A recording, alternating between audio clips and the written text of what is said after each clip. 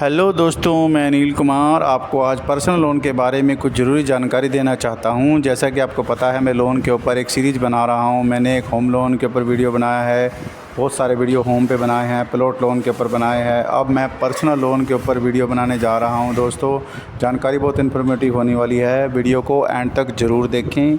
मैं आपको personal loan के बारे में जानकारी दूंगा कि पर्सनल लोन होता क्या है, क्या क्या क्राइटेरिया होता है, क्या एलिजिबिलिटी होती है, ठीक है, कैसे आपको लोन मिलेगा, कितना आपका सिबिल स्कोर होना चाहिए, क्या क्या प्रोसेस होता है, कितने साल के लिए मिलता है, किन किन को मिल सकता है, मैं वगैरह सारी जानकारी आपको दूंगा।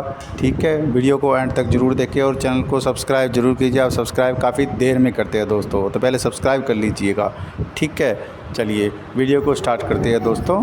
तो जैसे आपको पता होगा कि भी पर्सनल लोन आपने सुना होगा, कोई बैंक वाले कहते हैं पर्सनल लोन ले लो, कोई आपको छोटी मोटी ज़रूरत होती है तो आप बैंक के पास चले जाते हो, हमें पर्सनल लोन दे दो। कहीं से इधर उधर से पैसा मिलने के बजाय आप सोचते हो हमें बैंक से लोन मिल जाए। ठीक है, तो पर्सनल लोन के अंदर दो कैटेगरी होती है दोस्तों। एक तो होता है बिजनेसमैन जो अपना बिजनेस चलाता है, एक होता है सर्विसमैन जो कि यहीं जॉब करता है। ठीक है दोस्तों, इसके अंदर क्या होता है, अगर आपकी सैलरी मिनिमम 15,000 से ऊपर है तो आपको पर्सनल लोन हो सकता है।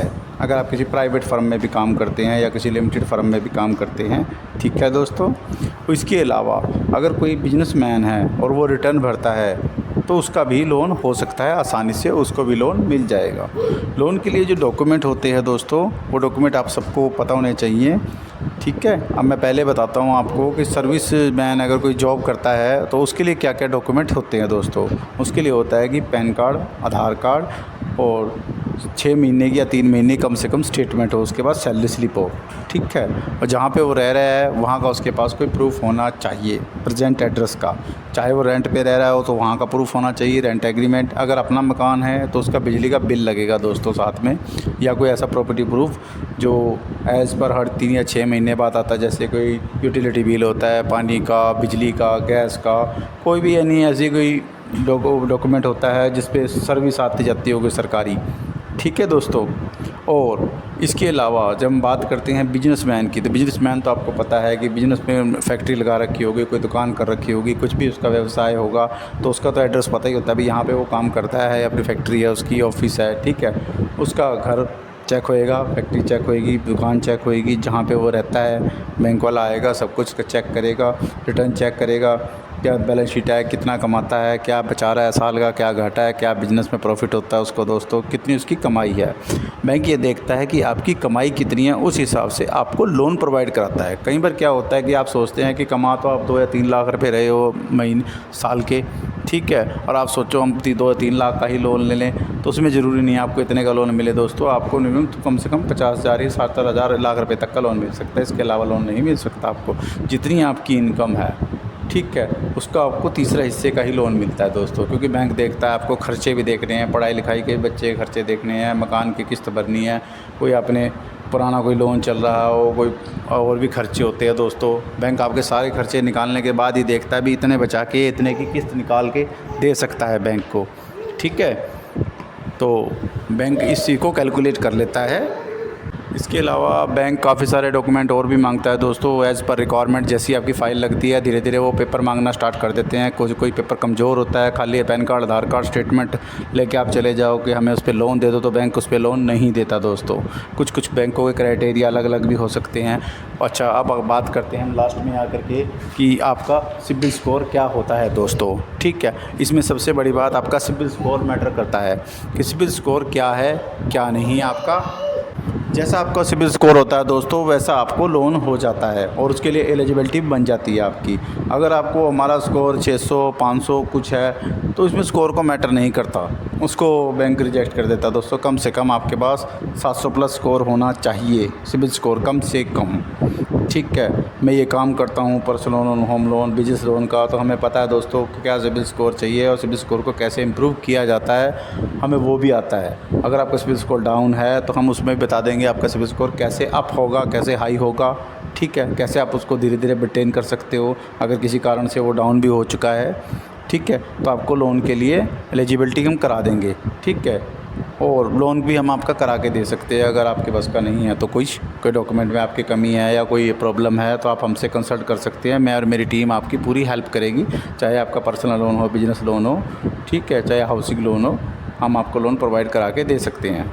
ठीक है, ये तो बात हो गई हमारी सर्विसेज के बीच में। मैंने बता दिया, कई क्लाइंट की समझ में नहीं आती, मैं कितने भी समझा देता हूँ वो फिर कंफ्यूज हो जाते हैं, कहाँ पे क्या था क्या नहीं था।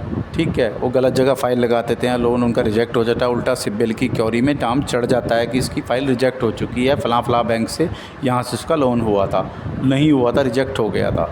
ऐसा गलती ना करें, अपनी फ़ाइल को ओके करके ही बैंक में लगाएं दोस्तों। ठीक है, इसके लिए आज आपको हेल्प चाहिए, किसी जानकार बंदे की हेल्प ले सकते हो जिसको इस लाइन की थोड़ी नॉलेज हो। ठीक है, आप फ्रेशर उठ के चले जाओ 4 पेपर लेके, बैंक आपका लोन रिजेक्ट कर दे, वो सिबिल में चढ़ जाए, उसका कोई फ़ायदा नहीं होता दोस्तों जी। किसी जानकार के थ्रू ही डॉक्यूमेंट तैयार करवाएं। बैंक के और भी काफ़ी क्राइटेरिया होते हैं, उनको सब पता होता है दोस्तों। ठीक है, आप तो सर बैंक नॉर्मल डॉक्यूमेंट लेके सोचते हैं भी हमारा लोन हो जाए, ऐसा नहीं होता दोस्तों। लोन एक बड़ी प्रक्रिया होती है, बैंक बहुत चीज़ें चेक करता है, कस्टमर के पास क्या एलिजिबिलिटी है, क्या दे सकता है लोन, कब तक दे चुका पाएगा, उसके रास्ते में कोई दिक्कत तो नहीं है, सैलरी है तो कब तक उसको सेफ मान के चलती है, अभी सैलरी मिलती रहे, बिज़नेस कब तक ठीक रहेगा, किस कैटेगरी का बिज़नेस कब तक है, ये बैंक के पास क्राइटेरिया होता है, बैंक के पास पूरी लिस्ट होती है। ठीक है, वो उस हिसाब से लोन देता है और लोन पास करेगा आपका। ठीक है दोस्तों, ये तो मैंने आपको बता दिया कि सैलरीड पर्सन को लोन कैसे मिलता है और बिजनेसमैन को लोन कैसे मिलेगा। ठीक है, और सिबिल स्कोर का क्या रोल होता है बीच में मैंने वो भी बता दिया। ठीक है, इसमें अंदर एक और सवाल होता है, जैसे हमारे ज़्यादातर कस्टमर हमें पूछते हैं कि हम रेंट प्रोफाइल हैं, हमारा रेंट एग्रीमेंट भी नहीं है, हम रेंट पे रह रहे हैं, हमारा पर्सनल लोन कैसे होगा। ठीक है, उसके लिए भी मैं अगली वीडियो में आपको बताऊंगा दोस्तों। पहले मेरे सब्सक्राइबर बढ़ जाएं, मैं आपको फिर टूल बताऊंगा कि आप रेंट पे रहते हुए भी लोन ले सकते हो। एक ऐसे डॉक्यूमेंट होता है जो हम तैयार करके देंगे, उस पर आपका लोन हो जाएगा। ठीक है, उसी एड्रेस का हो जाएगा जिस एड्रेस पे आप रह रहे हो रेंट पे। ठीक है, अगर आपको कोई दिक्कत है तो एक रेंट एग्रीमेंट और साथ में ये डॉक्यूमेंट भी लग जाएगा, इससे आपका डॉक्यूमेंट मजबूत हो जाएगा, फाइल मजबूत हो जाएगी और आपका लोन भी हो जाएगा। ठीक है, आप मेरे से कॉन्टैक्ट कर सकते हैं, स्क्रीन पर नंबर है मेरा। ठीक है, लेकिन मुझे सिर्फ कॉल करें।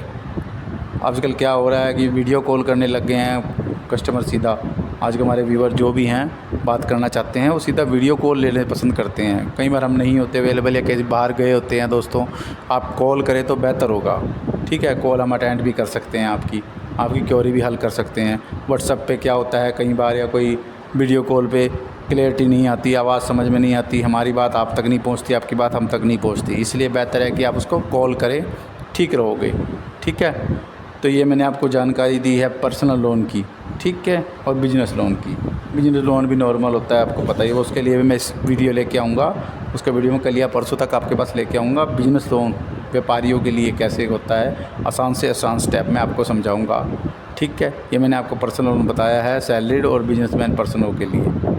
ठीक है दोस्तों, वीडियो अगर आपको अच्छी लगी हो तो चैनल को लाइक, कमेंट, शेयर, सब्सक्राइब करना ना भूलें। और सब्सक्राइब करने के बाद फॉरवर्ड अपने दोस्त को, अपने रिश्तेदार को ज़रूर करें जो ये पर्सनल लोन लेना चाहता है।